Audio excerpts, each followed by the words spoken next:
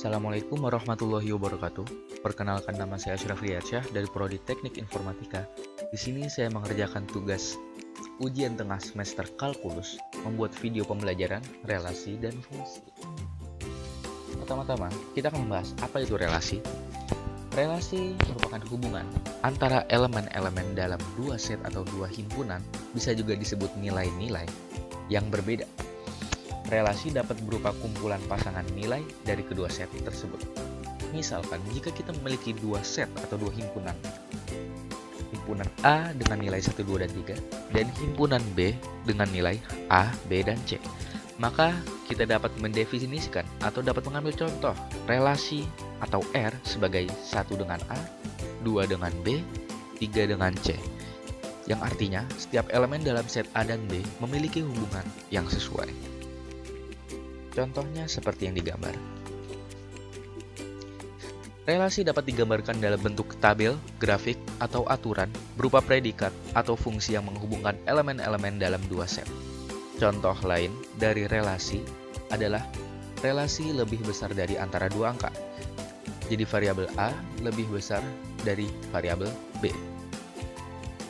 Lalu, relasi sama dengan antara dua objek. Misalkan merek yang satu sama dengan merek yang satunya lagi.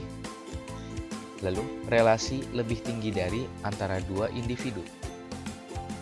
Kita ambil contoh himpunannya tuh, kelas 6 SD lebih tinggi dari kelas 1 SD. Ya tentu saja.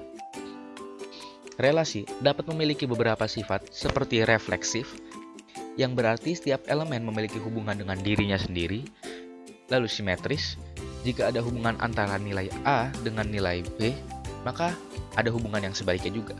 Lalu transitif, jika ada hubungan antara elemen A dan B, kemudian B dengan C, maka pasti ada hubungan A dengan C. Cara menyatakan relasi ada 3. Yang pertama ada diagram panah, yang kedua himpunan pasangan berurutan, yang ketiga diagram Kartesius. Diagram panah adalah cara menyatakan relasi dengan tanda anak panah. Kita mengambil contoh, di sini ada himpunan binatang dengan himpunan makanan, yang menentukan relasi mereka adalah himpunan binatang memakan himpunan makanan. Jadi, nilai ayam akan memakan daging dan tumbuhan, sedangkan nilai kambing akan memakan tumbuhan saja, dan nilai singa akan memakan daging saja. Di sini menunjukkan relasinya ditunjukkan dengan tanda panah. Yang kedua, himpunan pasangan berurutan. Himpunan yang memasangkan himpunan A dengan himpunan B secara berurutan. Tidak neko-neko, tidak tiba-tiba ke bawah, tiba-tiba ke atas sendiri. Semuanya sama rata, segaris lurus. Di sini kita lihat, himpunan A hanya dengan 1, himpunan B dengan 3, himpunan C dengan 5. Maksud saya nilai ya, bukan himpunan. Lalu, diagram Kartesius. Diagram ini menyajikan relasi pasangan berurutan dalam bentuk dot atau titik. Contohnya seperti digambar. Di sini terdapat himpunan Y dan himpunan X. Himpunan Y memiliki nilai 2,75 dipasangkan dengan himpunan X yang memiliki nilai 0,75, didapatkan dot di sini.